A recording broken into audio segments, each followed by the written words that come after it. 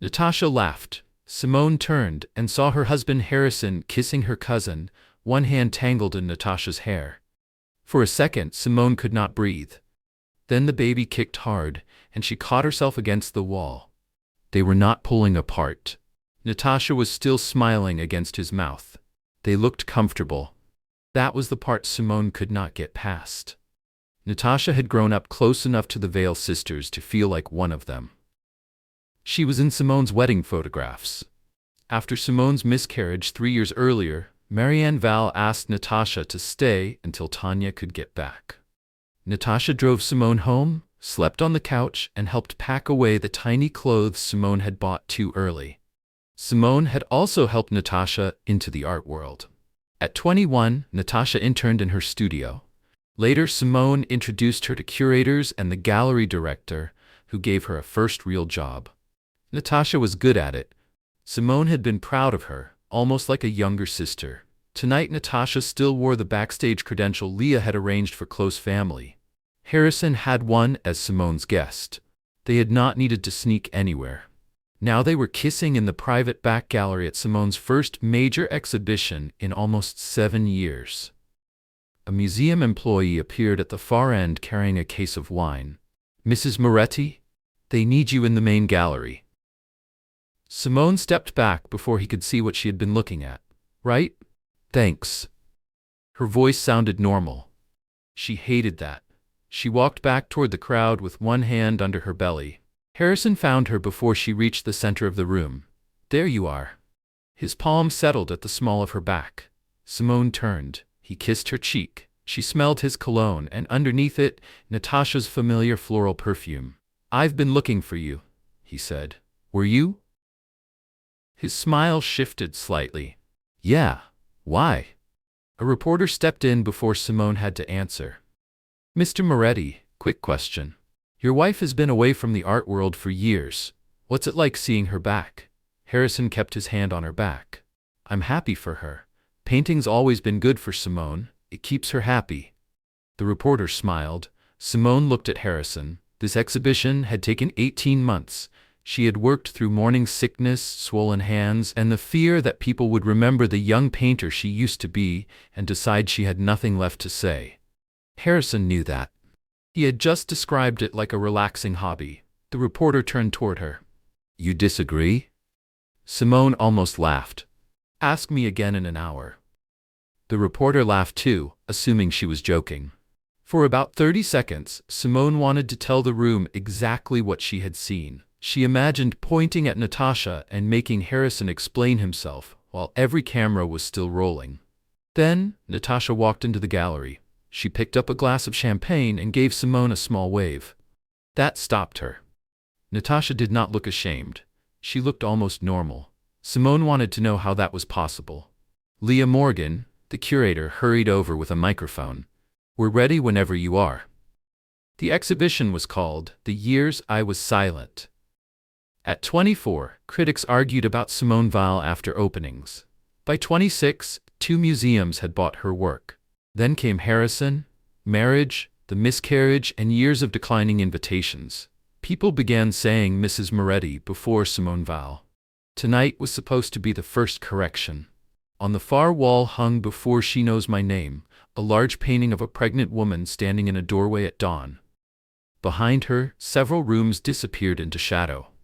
In front of her, most of the canvas remained open. On the back, Simone had written something for her daughter where no visitor would see it. "May you never make yourself smaller just to keep someone else comfortable."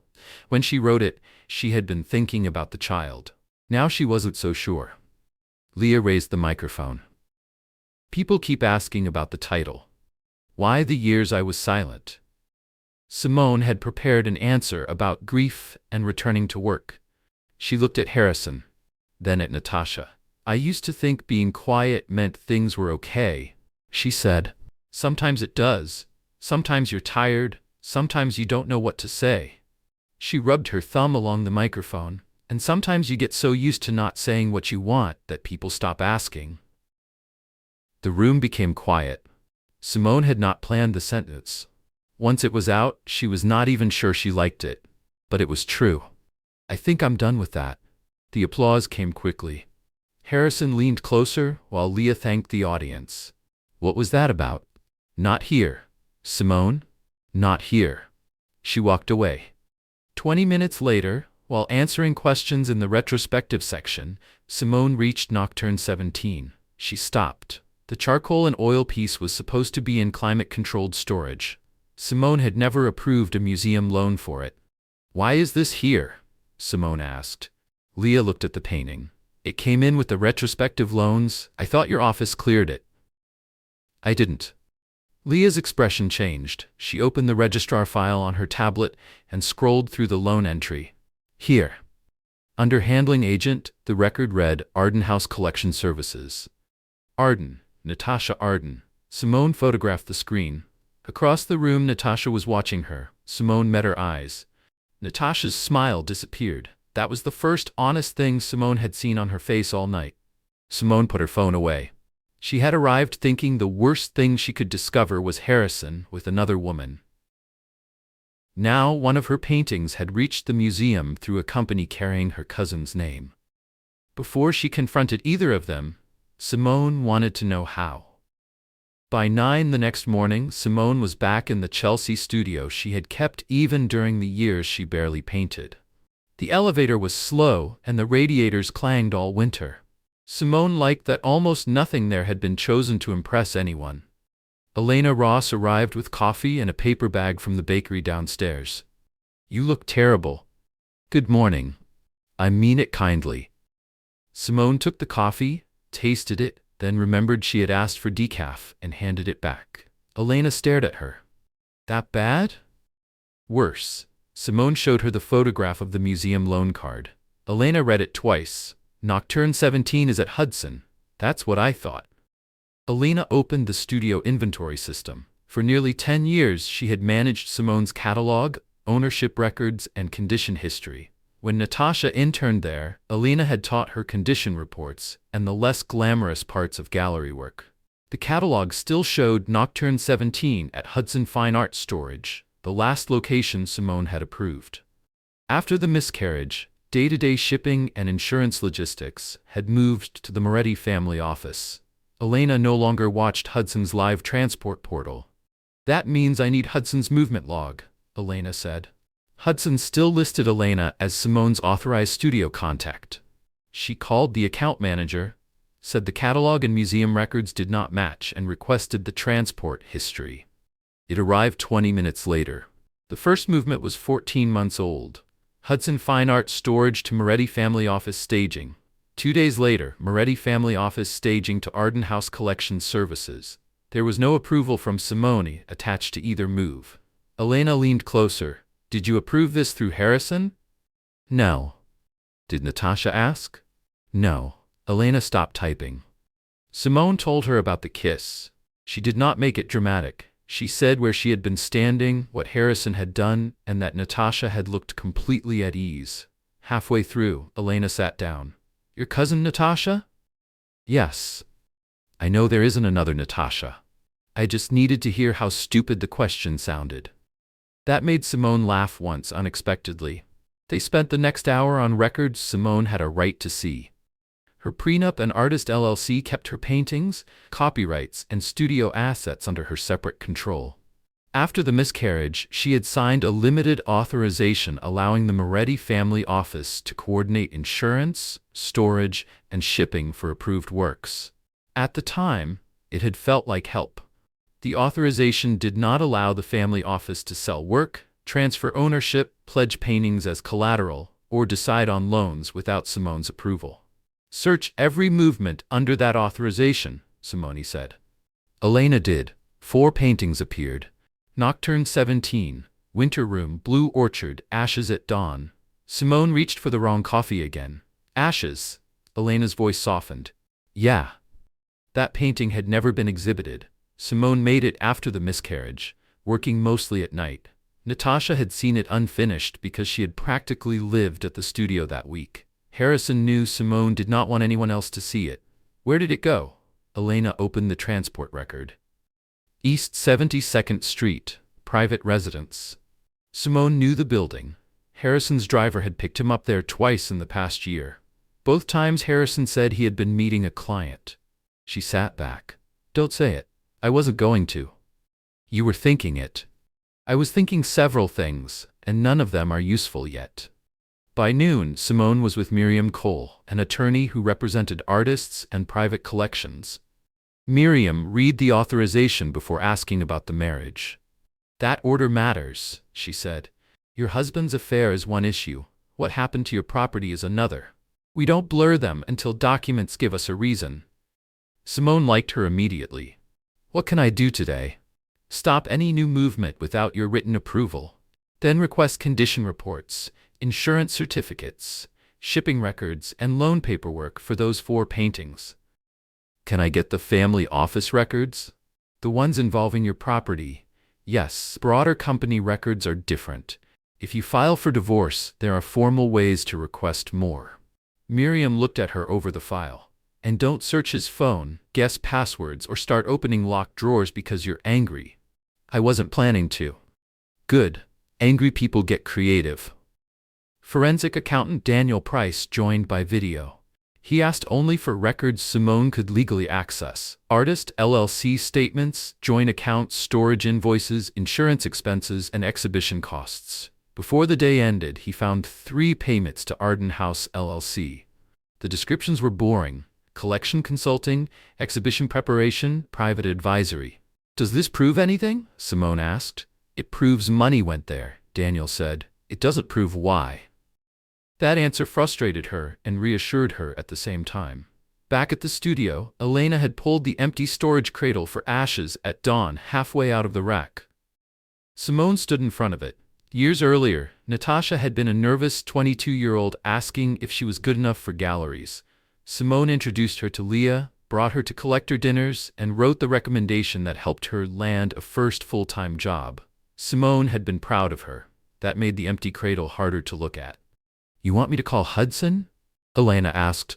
Yes. Für? Simone nodded, then changed her mind. No. Start with ashes. I want that one back here. Elena picked up the phone. Simone looked at the Arden House card again. Yesterday she had wanted to know how long Harrison had been cheating. Today she wanted to know why the cousin she had brought into the art world had access to a painting she knew Simone had never intended anyone else to see. Natasha picked the restaurant. It was a small French place in Soho where the Val women had been eating for years. Natasha had even spent her 25th birthday there. The hostess hugged Natasha and congratulated Simone on the museum show. For a few minutes, everything felt offensively normal. Your mom called me this morning, Natasha said after they sat down. She wants everybody at her place Sunday. Simone looked at the menu. Everybody? Apparently your dad bought a smoker and now the whole family has to suffer. That sounded exactly like Thomas Vale. Simone almost smiled. You look tired, Natasha added. I am. The baby's still keeping you up? Pretty much, Natasha smiled. She already has Harrison wrapped around her finger. Simone looked up. Does she? Natasha did not seem to notice the tone. They talked about the exhibition first. Natasha knew the art world because Simone had helped her into it, but she had built real skills of her own. She remembered collectors, artists, and small details people liked being remembered for. You should have come back sooner, Natasha said. Seriously, you hid for too long. Simone looked at her. What? Nothing. What did I say? Nothing. Natasha laughed. Okay, pregnancy mood.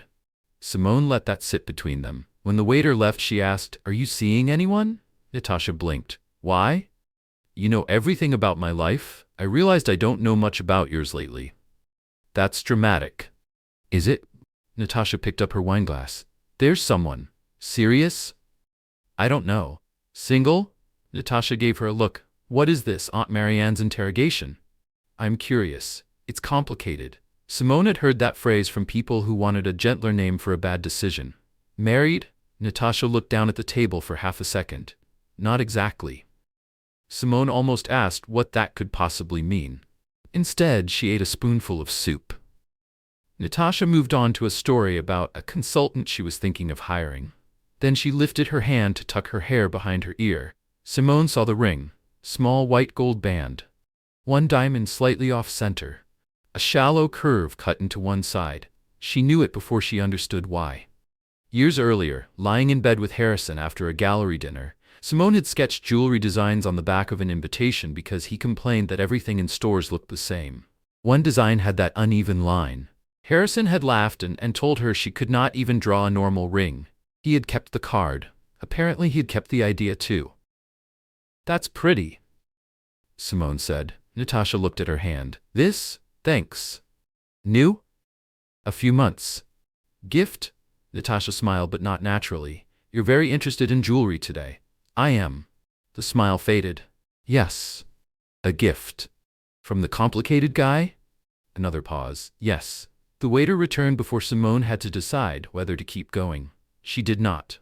That surprised her. For 2 days she had imagined confrontation as something clean. Ask the right question, get the answer, feel different afterward. Sitting across from her cousin, Simone realized she did not want a confession between soup and salad. She wanted facts first. When lunch ended, Natasha hugged her on the sidewalk. "Tell Aunt Marianne I'm still coming Sunday." "I will." "And Simone?" "Yeah? I miss you. We barely see each other anymore." Simone's body went stiff before she could stop it. Natasha pulled back. "You okay?" "Back pain. 6 months, you're allowed." Simone watched her walk away. Inside the car, she put both hands on the steering wheel and sat there. The ring bothered her more than she expected. Not because it was expensive. It wasn't, compared with what Harrison could afford. It bothered her because the design came from a stupid private moment in bed, from Harrison teasing her, from a version of her marriage she thought belonged only to them. She called Miriam. "I need public records on Arden House." "That's easy enough. Corporate filings, leases, licensing, we stay above board." By 4, Miriam had an answer. Arden House LLC had been formed 18 months earlier. Founder and managing member, Natasha Arden. The filing listed an Upper East Side business address. Simone and Elena drove past it that evening. They stayed across the street. The townhouse was under renovation. Workers carried track lighting through the front doors. An Arden House notice was taped inside the glass, and a city work permit was posted beside it. A contractor's schedule was visible from the sidewalk. Elena squinted. "Installation starts in 8 weeks." Simone opened her calendar. Her due date was a little over 3 months away. The planned opening for Arden House fell roughly 11 weeks after that. "Could be coincidence," Elena said. "Could be." Neither sounded convinced. Several names on Arden House's launch announcement were collectors. Simone had introduced Natasha to years earlier. Natasha had worked those relationships too, but seeing them there still tightened something in Simone's chest. On the drive home, she remembered Harrison telling her she would probably want a long break after the baby. That travel could wait. That galleries would still be there next year. Every comment had sounded reasonable by itself. Together, they felt different. That night, Harrison found her in the nursery folding a blanket that did not need folding. "You've been weird since the show." "I'm pregnant. I'm allowed." He smiled. "That's my line." The baby moved. Harrison put his palm against Simone's stomach. "There she is." For one awful second, Simone wanted to lean into him the way she always had. She hated that too. Harrison smiled at the movement under his hand. Simone looked at him and wondered whether he had already decided where his wife would be once their daughter arrived, and whether he expected her cousin to step neatly into everything Simone left unattended. The first complete records came from places that already owed Simone information. Hudson sent transport histories and delivery receipts. The insurer sent certificates and location endorsements tied to Simone's paintings. Daniel reviewed invoices from her artist LLC and joint accounts she was legally entitled to see. Nothing came from Harrison's private email. Nothing had to. Nocturne 17 had gone from Hudson to Moretti family office staging, then to an Arden House viewing address. Winter Room had spent 3 weeks at a temporary gallery space. Ashes at Dawn had been delivered to Natasha's building and stayed there for 43 days. 43. Elena stood behind Simone with her arms folded. "I'm going to say something, and you can tell me to shut up." "Go ahead." "That one wasn't a shipping mistake." Simone nodded. She knew. The most useful document was not an email, it was a delivery receipt. The destination matched Natasha's apartment. The receiving line carried the name of an Arden House assistant. Simone's approval line was blank. Miriam arrived before noon. "This is enough to establish that your work was moved beyond the last locations you approved," she said. "It does not tell us yet who inside the family office made every decision." "Can we make them tell us?" "If you file, we can use formal discovery. Before that, we stay with records you own, public filings, and anything third parties voluntarily give you." Daniel joined them by video. He had traced the payments Simone could lawfully see. Most Arden House funding did not come from Simone's personal assets. Harrison had used legitimate Moretti cultural companies and his own investment vehicles. "So he didn't take my money to build it." "Not from what I can verify," Daniel said. "I'm not going to call something theft because the marriage is ugly." Simone appreciated that. "What did they use from me?" Miriam answered carefully. "Your work was physically present. Some expenses tied to your collection were routed through entities also paying Arden House. We can prove those things. Anything beyond that needs more records." Simone's phone rang before she could answer. Martin Kessler. He had bought one of her paintings 9 years earlier and later became one of the collectors she introduced to Natasha. "Simone," he said, "are you involved with Arden House?" "No. Why?" A pause. "I got a presentation from Natasha last week. 2 of your paintings are in it. I assumed this was something you were doing together." Simone closed her eyes. "Can you send it to me?" "If you want it." "I do." The deck arrived while Martin was still on the phone. 3 photographs showed Simone's paintings. Another page listed museum and collector relationships that had begun through Simone's career, including people she had introduced to Natasha. Simone's name was nowhere in the presentation. Elena leaned over her shoulder. "That's unbelievable." "No," Simone said. "That's deliberate." Miriam looked at the deck. "Save Martin's email and the original attachment. Don't edit anything." At 3, Ashes at Dawn returned to the studio. Simone insisted on being there when the handlers unwrapped it. The painting was mostly gray, with a low strip of dirty gold near the bottom. Critics had never seen it. Neither had collectors. Simone had made it after the miscarriage because she could not explain why sunlight through the bedroom curtains made her angry. Natasha had seen it before it was finished. That week, years ago, she had brought takeout and sat on the floor without asking Simone to talk. At some point, Natasha had said, "You don't have to make something beautiful out of this." Simone had loved her for that. Now the condition report included a photograph of the same painting hanging over a pale sofa in Natasha's apartment. Simone sat on a wooden stool. Nobody spoke. The baby moved under her ribs. "I want everyone out for 10 minutes." Elena nodded and took the handlers with her. When the door closed, Simone cried. Not loudly. There was no relief in it. She cried because Natasha had known the story behind that painting before anyone outside the family knew it existed, and still let it hang in her apartment. After a while, Simone washed her face in the utility sink. Elena returned with 2 bottles of water. "You want to keep going?" "No." "Today?" "No, at all." Elena waited. "I'm not spending the rest of this pregnancy turning every family dinner and late meeting into evidence. I know enough." Miriam called before 6. "There may be much more if you file, but you don't need every answer before deciding what you can live with." "I can't live with this." When Simone got home, the flowers Harrison had brought after the exhibition were browning at the edges.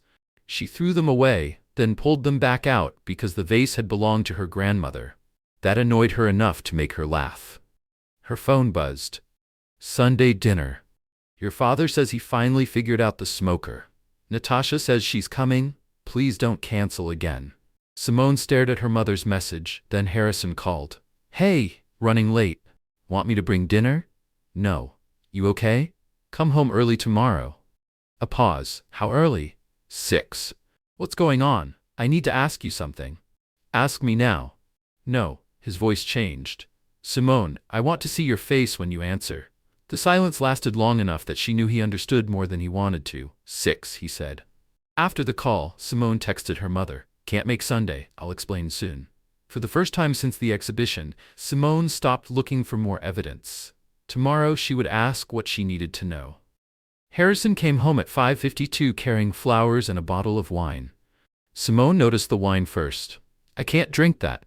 He looked at the bottle, then at her. "Right, I know. It's for me." "Of course it is." He said everything on the kitchen island. "What's going on?" Simone sat at the dining table with one folder in front of her.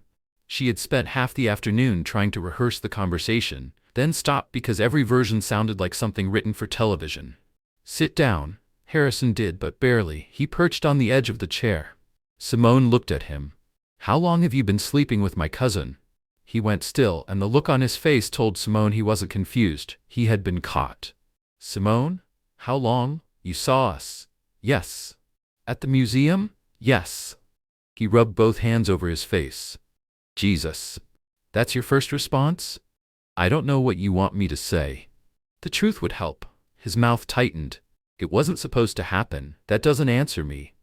He looked toward the window. Almost 3 years. Simone had expected something close to that. Hearing it still made her stomach drop. 3 years. Almost. Don't correct me. I'm not. You are. He leaned back. Simone thought about the hospital. Marianne calling Natasha because Tanya was away. Natasha driving Simone home. Harrison arriving hours later, exhausted and apologetic. She did not want to ask the next question, but she did. "When Mom sent Natasha to stay with me after the miscarriage, were you already sleeping with her?" Harrison looked up. "Not that day." Simone stared at him. "That day?" "No." "The week?" He said nothing. Simone looked away. That was enough. She pushed the folder toward him. "Then explain this." He opened it. The color left his face when he saw the Arden House records. "Where did you get these?" "My lawyer." "You have a lawyer?" "Yes." "Since when?" "Since I found my paintings connected to Natasha's company." He flipped through the pages. Nothing was sold. "I know. No ownership transferred." "I know." "So what exactly are you accusing me of?" Simone laughed once. "That's where you want to start." "I'm asking. You used my work without asking. I thought the family office authorization covered temporary loans. It didn't. Then I made a mistake." "You made more than one." His expression sharpened. "Don't pile everything together so there's no way to talk about any of it." Simone stared at him. For years, Harrison had been good at turning one large problem into 5 smaller ones, then discussing only the easiest part. She tapped the Arden House deck. "Why is my work in this? Natasha needed credible pieces for early presentations, and you decided mine were available. I made introductions." "So did I." "What?" "I introduced her to this world before she ever knew you." "Leah." "Martin Kessler." "Bellen Crane." "Half the people on that list knew Natasha because I brought her into rooms when she was 22. Harrison exhaled. "She built her own relationships after that." "I know she did. That isn't the point." Simone slid the opening schedule across the table. "Why 11 weeks after my due date?" "That date wasn't about you." "Okay. It wasn't." "Then tell me what it was about." "She wanted to open in the fall." "And you thought I would be where?" He frowned. "What does that mean?" "After the baby. At home, probably. Recovering, with the baby. For how long? I don't know. Try.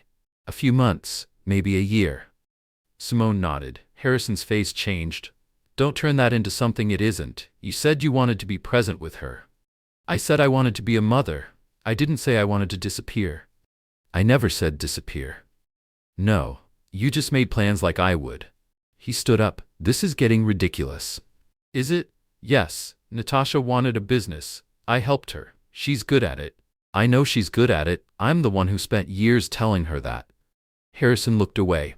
Simone asked, "What?" "Why Natasha?" He rubbed his thumb against the table edge. "It's different with her." "How?" "She understands that side of my life, the family, the pressure. She doesn't question every decision." Simone went quiet. Harrison immediately looked like he wanted the sentence back. "That came out wrong." "No, leave it. I didn't mean you're difficult. I didn't say you did." He sat down again. "Simone, I love you." She hated how quickly some part of her reacted. "Do you love her?" He looked at the table. 1 second, maybe 2, long enough. "Are you ending it tonight?" I can't do this like this. Like what? With you upset, papers everywhere, lawyers involved. So no. I didn't say no. You didn't say yes. Give me a night. Simone looked at him. A night for what? To think about whether you want your wife or her cousin? That's not fair.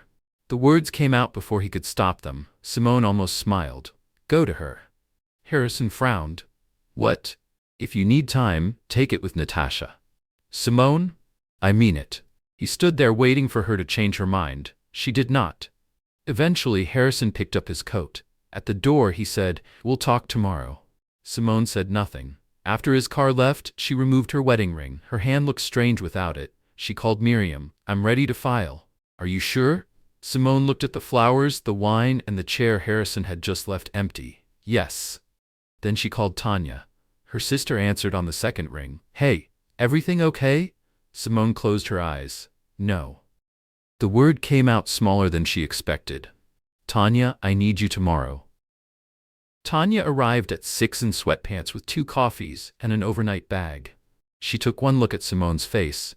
So we're leaving. Yes. Okay. Simone packed practical things first. Clothes, prenatal records, laptop, sketchbooks, the small box of letters from her grandmother. Tanya watched her fold a sweater twice. Who is it? Simone stopped. You know there's someone. You wouldn't call me at midnight because Harrison forgot an anniversary. Simone sat on the edge of the bed. Natasha. Tanya stared at her. What about Natasha? Harrison's been sleeping with her. For several seconds, Tanya did not move. Our Natasha? Simone hated the word our. Yes, Tanya sat beside her. How long? Almost 3 years. No. I asked him. No. I mean, Tanya stood up again. No, Mom sent her here after the miscarriage. I know. Tanya walked to the window, then back.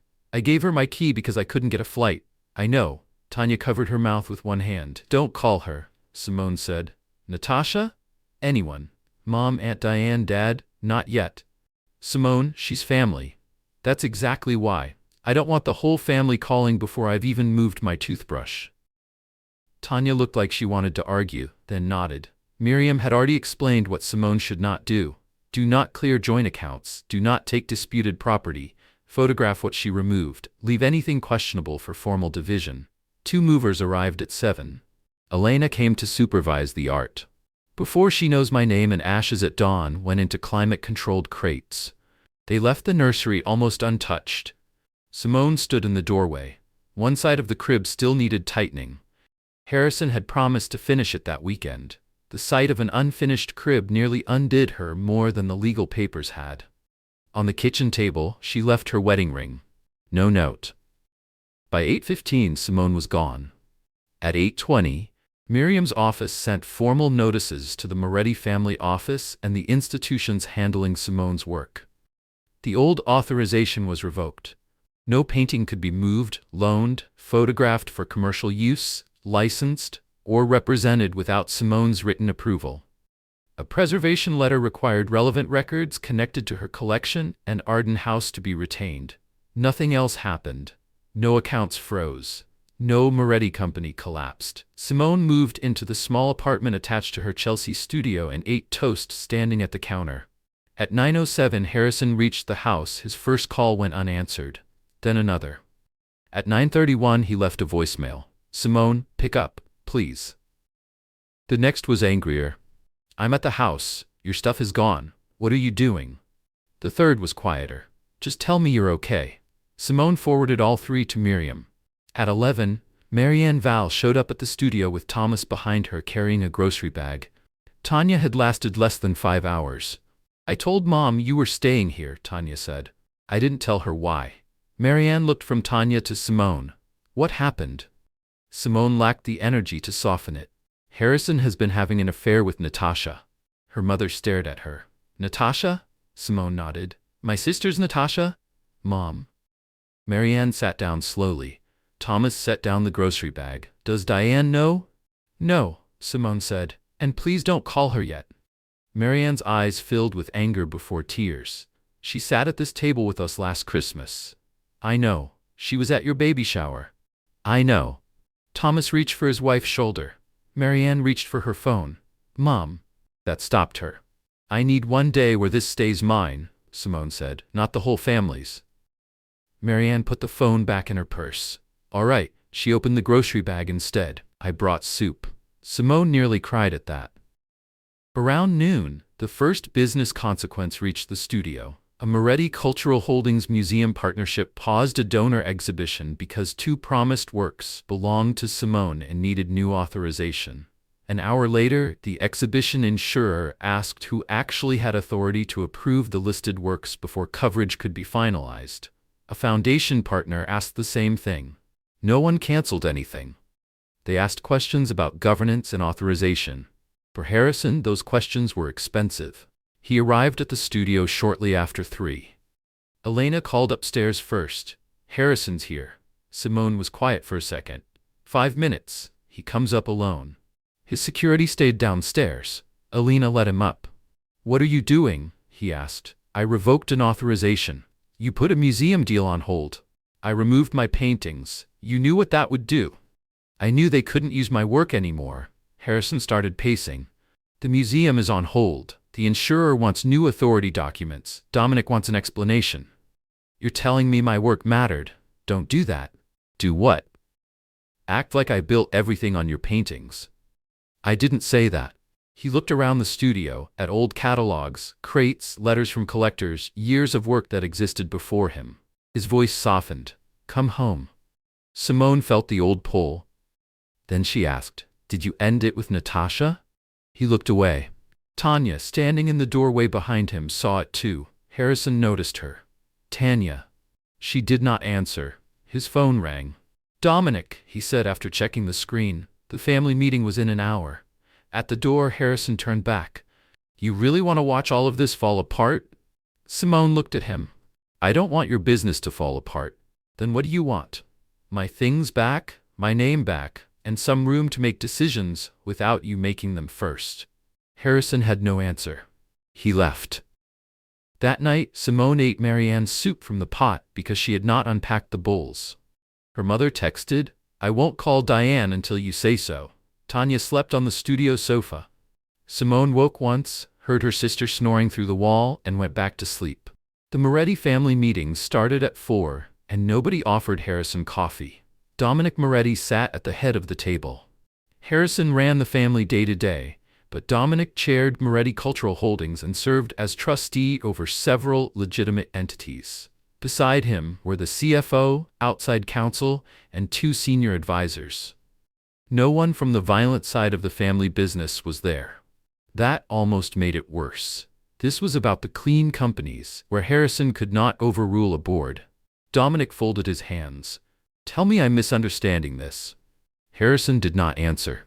You used family office staff to move your wife's paintings into a business tied to your wife's cousin, who also happens to be your mistress. It wasn't that simple. Dominic looked at the CFO. Every man says that right before the expensive part. The CFO slid a folder across the table. Inside were copies of the museum pause, the insurer's request, and partner letters asking who actually had authority over art assets referenced in earlier agreements. Harrison skimmed them. No one lost money. Not yet, the CFO said. There was no sale, no transfer of title. That's not what they're worried about. Dominic leaned forward. I don't care who you sleep with. That's between you, your wife, and whatever priest you stopped listening to years ago. I care that you put your private mess inside family office procedures and assumed Simone's approval would always exist because she was your wife. Harrison's jaw tightened. She knew the office handled her collection. She knew they handled logistics. Dominic tapped the folder. They started making decisions.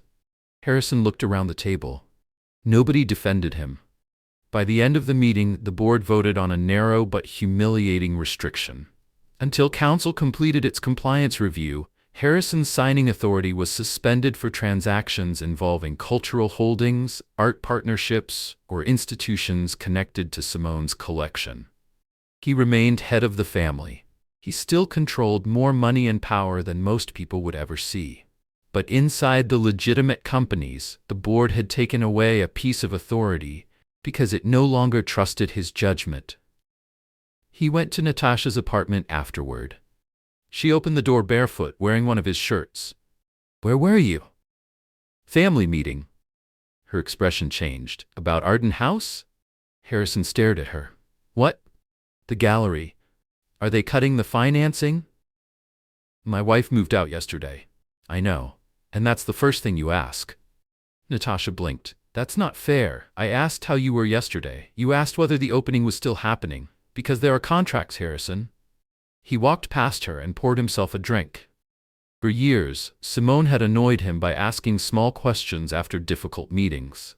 Did you eat? Is your headache back? Do you want me to leave you alone? He had sometimes wished she would just ask about the deal. Now Natasha was asking about the deal. It turned out he hated that too. 3 weeks later, the first formal document production arrived in the divorce case. It was limited to records involving Simone's collection, Arden House, and related family office activity. Miriam asked Simone to come to her office. There's an email you should probably read here, Miriam said. The message was from Harrison to the family office director 8 months earlier. After the baby comes, Simone won't be interested in public life for a while. Keep her name off the Arden materials. We can use the relationships without creating questions. Simone read it twice. She knew she should say something. Nothing came. Miriam waited. Finally, Simone pushed the page away. He didn't even ask me. No. He just decided. That hurt more than the gallery opening date, because there was no room left to tell herself she had misunderstood. Harrison had written the assumption down. Simone called Tanya from the car. I found an email. What does it say? Simone told her. Tanya was quiet. Then she said, That sounds like him. Simone frowned. What does that mean? Like he thought being married to you meant knowing what you'd choose before you chose it. Simone did not answer. Her sister was right, and she wished she wasn't. The board's compliance review was moving on a separate track. Outside counsel required family office staff and outside consultants paid through Moretti Cultural Holdings to preserve and produce communications tied to Arden House. That same week, counsel flagged an email chain for Harrison. One of those consultants had been copied on it. Months before Simone's exhibition, Natasha had contacted a wealthy collector with ties to another powerful family. If Moretti backing becomes unavailable, I'd be interested in discussing independent sponsorship. Harrison printed it and drove to Natasha's apartment. She read it in the kitchen. You went looking for another backer. I talked to one person. Before any of this happened, I needed options. You had me. Natasha's face hardened. That is exactly why I needed options. What is that supposed to mean? I'm not putting my entire future in one man's hands. You told me we were building this together. We were. While you planned around the day I might not be useful. That's not what I said. Harrison laughed without humor. He had heard that sentence before. Natasha folded the email. I was protecting myself. He looked at her. Simone was protecting herself too. Natasha turned away. The apartment suddenly felt unfamiliar. The sofa, the art books, the wine he kept there. Even the ring on Natasha's hand. He had spent 3 years treating this place like the part of his life where nobody asked him to explain himself. Now he could see what that arrangement had actually been. He left without saying whether he was coming back. On the drive downtown, Harrison stopped at a red light and reached for his phone. Simone's name was still near the top of his recent calls. He looked at it for a second, then put the phone back in his pocket. Natasha came to the studio on a Thursday afternoon while rain turned the windows gray. Elena appeared in the doorway. She's downstairs. Simone kept mixing paint. Did she say why? She wants 10 minutes. That's specific. I can tell her no. Simone looked at the unfinished canvas, then at Ashes at Dawn leaning against the far wall. 10 minutes. Natasha came up alone. Her coat was wet to the shoulders. She stopped just inside the room. Thank you. Simone glanced at the clock. You have 9 minutes and 50 seconds. Natasha almost smiled. Then she sat on the edge of a chair.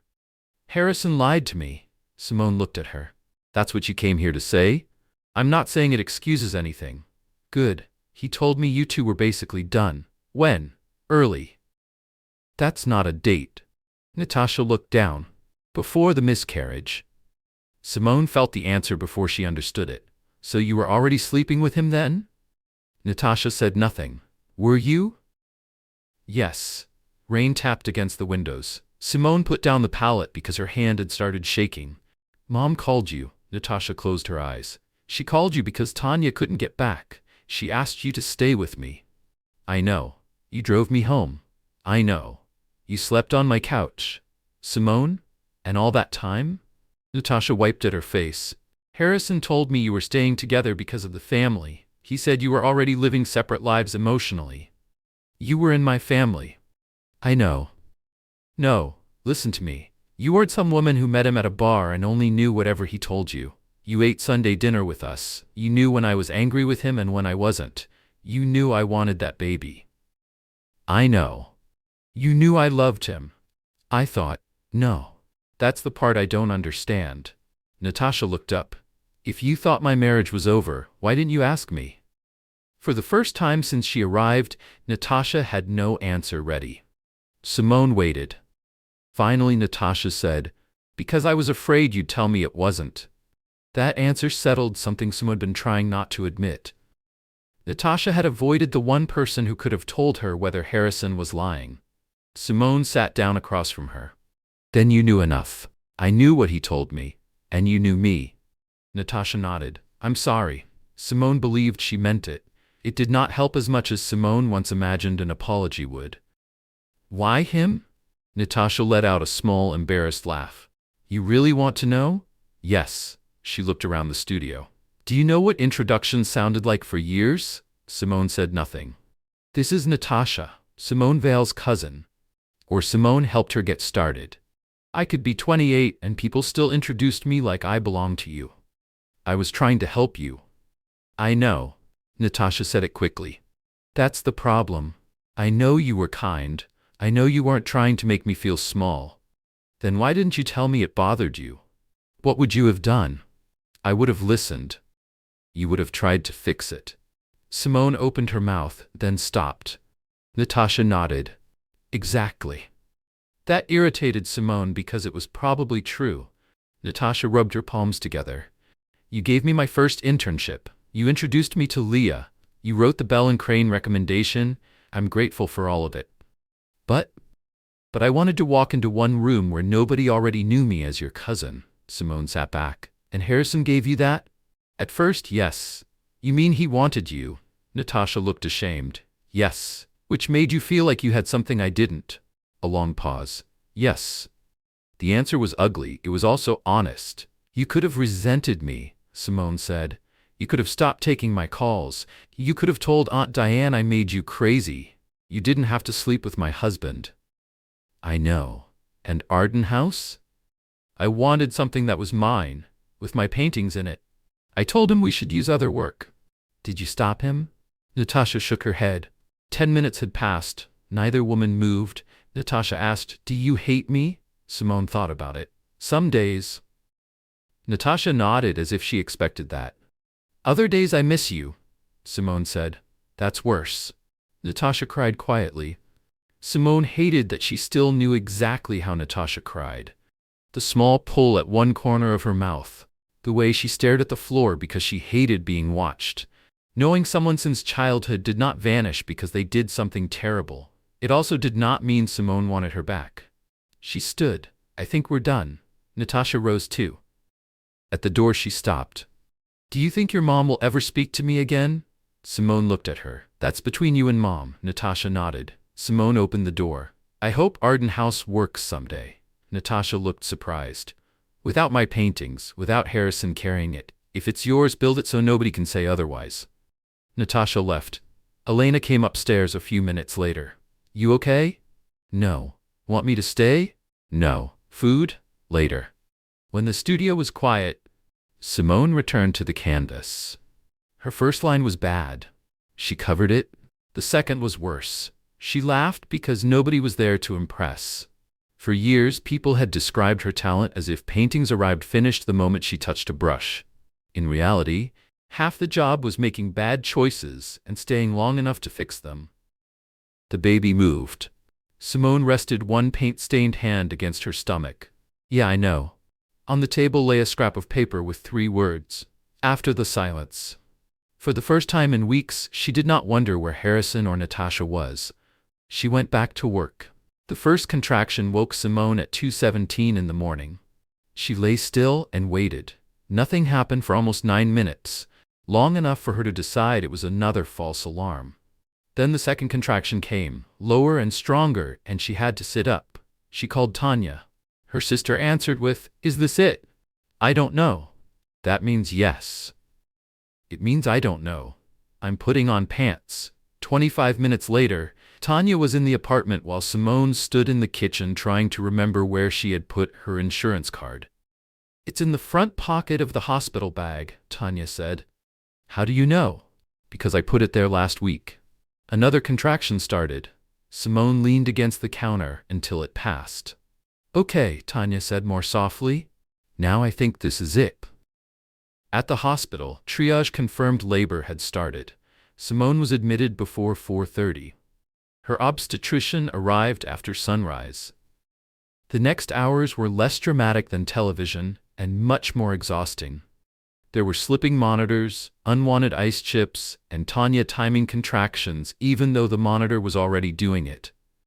Marianne arrived at 7 with 3 phone chargers and enough snacks for a week. Thomas waited downstairs because Simone did not want a crowd in the room. By noon, Simone was tired enough to cry because someone moved her water cup. "I'm sorry," she said. The nurse handed it back. "You're having a baby. You're allowed to be unreasonable about a cup." That helped more than encouragement did. At one point, Simone thought about calling Harrison. The thought embarrassed her. Not because she wanted him back, because for 7 years he had been the person she called when something hurt, when something scared her, when she could not find her keys. The body kept old habits longer than the mind wanted them. She picked up her phone. Tanya noticed and said nothing. Another contraction came. When it passed, Simone put the phone face down. By late afternoon, the room changed. More staff came in. Her doctor said it was time to push. Simone had once imagined childbirth as a meaningful, almost sacred scene. In reality, she was sweaty, furious, exhausted, and at one point told Tanya to stop saying, "You've got this," because she clearly did not have anything. Tanya laughed and cried at the same time. Then there was pressure, shouting, one last push, and a baby crying before Simone could ask whether she was okay. The sound cut through everything. A nurse placed the baby on Simone's chest. She had dark, wet hair and a tiny, angry face. Simone looked at her and started crying so hard she could not speak. Marianne covered her mouth with both hands. "Oh, honey." The baby's fingers opened against Simone's skin. "Hi," Simone finally managed. The nurse smiled. "Does she have a name?" "Iris." "Iris what?" Simone looked at her mother, then Tanya, then back at the baby. "Vale. For now, put Iris Vale on the bassinet card. The legal details could be handled later." Harrison was still the child's father. For that first hour, Simone simply wanted Vale beside her daughter's name. Once Simone and Iris were both stable, Tanya asked, "Do you want me to tell Harrison?" Simone looked at the baby for a long moment.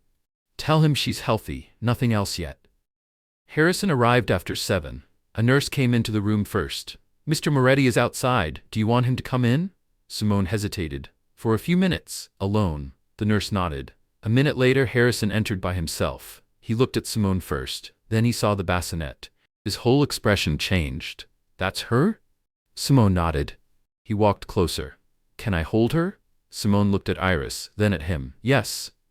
Harrison washed his hands because the nurse told him to. He did it twice after forgetting whether he had used soap the first time.